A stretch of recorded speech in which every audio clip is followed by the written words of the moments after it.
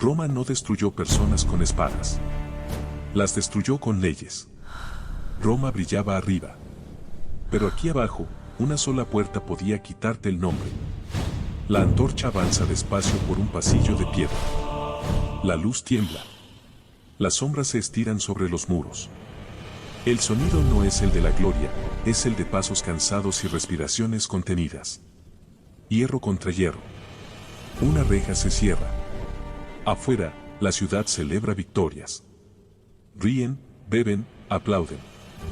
Adentro, cada respiración se cuenta, porque nadie sabe cuántas más quedan. Este lugar no aparece en los discursos. No se menciona en los poemas. Aquí no hay estatuas ni nombres grabados en mármol. Aquí llegan hombres y mujeres cuando la historia deja de mirarlos. No es una escuela. No es un honor. Es un sistema. Un lugar diseñado para romper voluntades y fabricar obediencia. Un lugar donde el cuerpo aprende a obedecer antes que la mente. Y donde algunas vidas empiezan a valer solo por lo que pueden producir. Este no es un relato de leyendas. No es exageración. Es la estructura real que sostuvo la grandeza romana desde las sombras. Aquí comienza el ludus. Y dentro de sus muros, mientras los gladiadores entrenan para el espectáculo, otras presencias permanecen invisibles. Mujeres sin nombre. Vidas borradas antes de ser contadas. Y lo primero que te quitan no es la libertad. Es la identidad. Imagina una escuela. Pero ¿qué pasa si esa escuela fue diseñada para que nadie pueda salir? El ludus no entrenaba a héroes. Fabricaba propiedad. Desde fuera, sus muros parecen fuertes. Desde dentro, son una advertencia. Piedra gruesa. Puertas reforzadas. Pasillos estrechos. Vigilancia constante. Nada aquí fue pensado para la gloria. Todo fue pensado para el control. ¿Quién llegaba a este lugar? Hombres que no entraron por elección. Prisioneros de guerra. Deudores sin salida. Personas que la ley había decidido que ya no eran necesarias. Al cruzar esa puerta, algo cambiaba para siempre. El tiempo dejaba de medirse en días. Aquí se medía en órdenes. En castigos. En silencios obligados. ¿Y el nombre? El nombre desaparecía. Ya no eras hijo, padre o ciudadano. Eras función. Eras número. Eras cuerpo útil. Todo seguía una regla simple. Obedecer significaba sobrevivir. Dudar significaba caer. Este lugar no rompía a las personas de golpe. Las iba vaciando poco a poco. Hasta que la obediencia parecía natural. Pero no todos miraban el ludus con miedo. Alguien lo observaba con cálculo. Porque mientras unos perdían su identidad, alguien hacía cuentas con cada cuerpo. Y ese alguien tenía un negocio. En Roma, un hombre podía valer más, herido que libre. El lanista no veía personas. Veía inversión. Para él, cada gladiador era una cuenta abierta. Calculaba cicatrices como otros calculan monedas. Una herida mal puesta era pérdida. Una victoria bien mostrada era ganancia. ¿Quién mandaba dentro del ludus? Arriba estaban los entrenadores. Antiguos gladiadores que habían sobrevivido lo suficiente. Conocían el dolor. Y sabían cómo imponerlo. Debajo, los veteranos con combates ganados. Tenían pequeños privilegios. Un poco más de comida. Un poco menos de castigo. Lo justo para sentirse distintos. Y al fondo, los recién llegados. Hombres con miedo fresco. Todavía humanos. Todavía rotos por dentro. El día empezaba siempre igual. Entrenamiento hasta el agotamiento. Comida pensada para crecer músculo, no bienestar. Órdenes cortas. Errores caros. Lo más inquietante, el sistema funcionaba solo. Quien tenía un poco más de poder, lo usaba.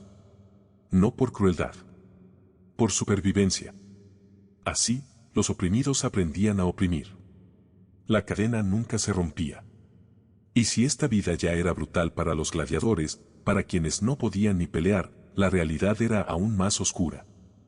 Porque cuando ellas cruzaban esa misma puerta, la guerra apenas cambiaba de forma. Ellas no aparecen en mosaicos.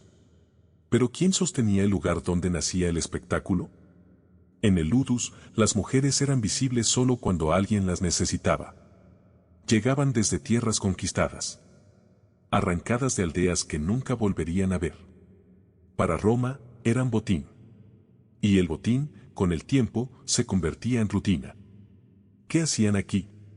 Cocinaban, limpiaban, cuidaban heridas. Sostenían el funcionamiento diario de un sistema que nunca las reconocía. No eran vistas como personas. Eran útiles.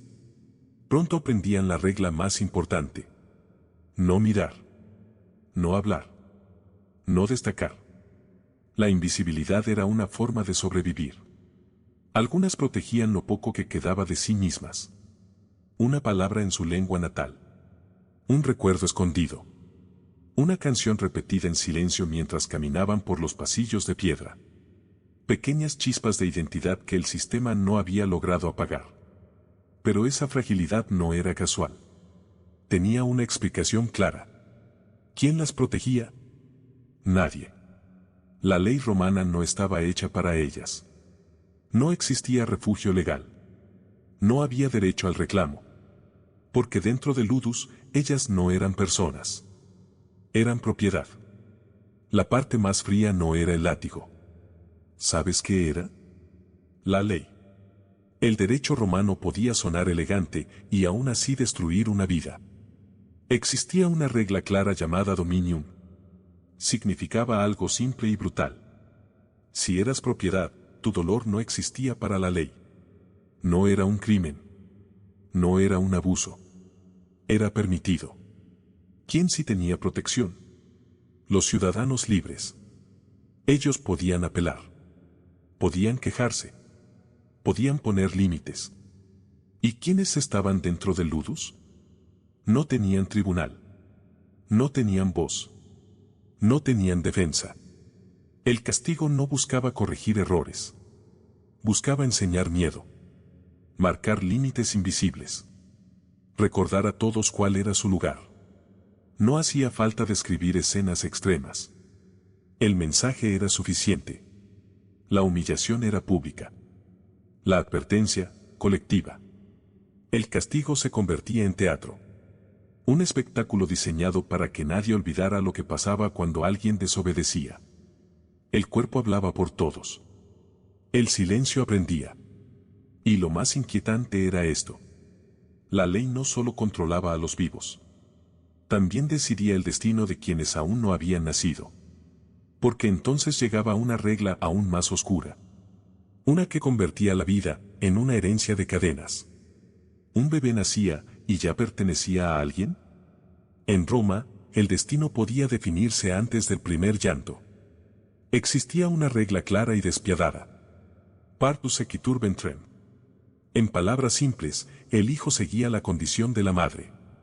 Si la madre era propiedad, el niño también lo era. No importaba quién fuera el padre.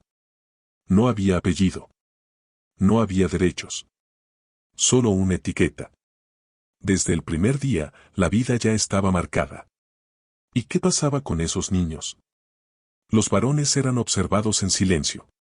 Si parecían fuertes, empezaban pronto. Pequeñas tareas. Órdenes simples. Disciplina temprana. No había infancia. Solo preparación. A los 12 años entrenaban.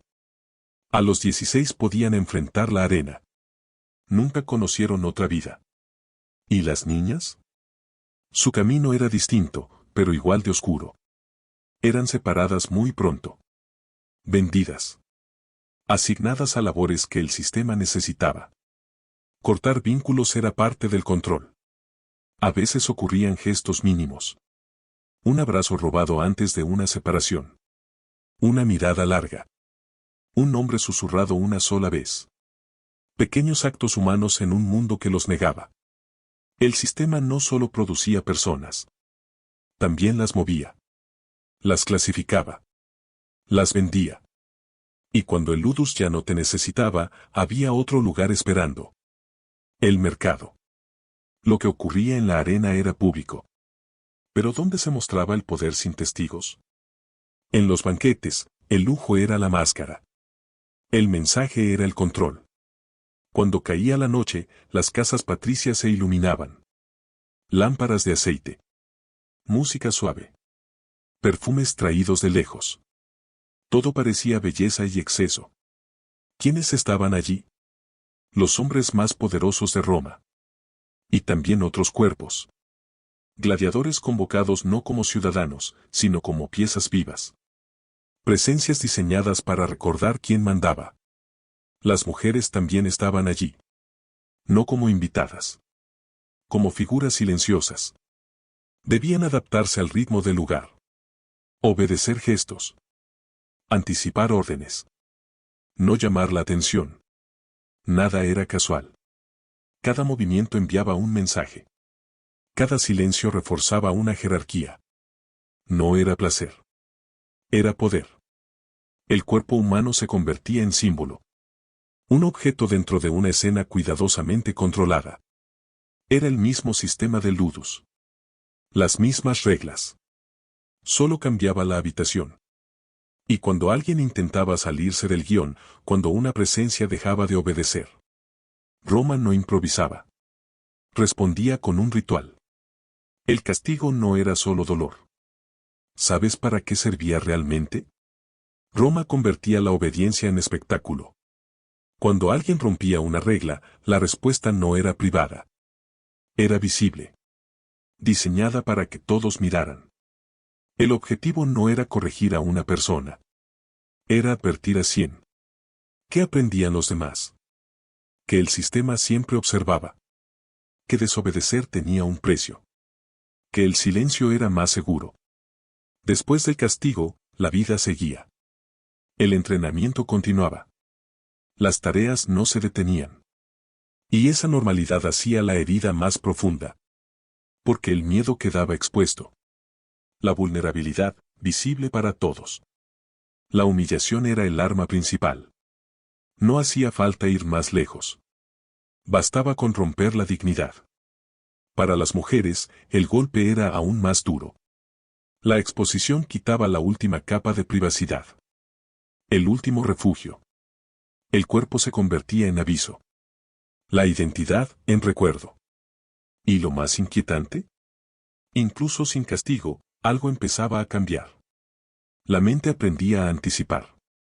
A callar. A desaparecer antes de ser vista. Porque el golpe más profundo no se ve en el cuerpo. Se queda dentro. Cuando no puedes escapar, ¿qué hace la mente para seguir viva? El ludus no solo dominaba cadenas. Dominaba silencios. Con el tiempo, muchas personas aprendían a apagarse. Las emociones se reducían. La voz se hacía pequeña. El cuerpo obedecía antes de que llegara la orden. ¿Para qué sentir, si sentir duele? Anticipar órdenes se volvía una defensa. Callar, una costumbre. Desconectarse, una forma de resistir. Aparecían dos caminos. Uno era la calma vacía. Sin miedo. Sin esperanza. Moverse sin pensar, solo cumplir. El otro era la rebeldía pequeña. Un gesto solidario. Una mirada firme.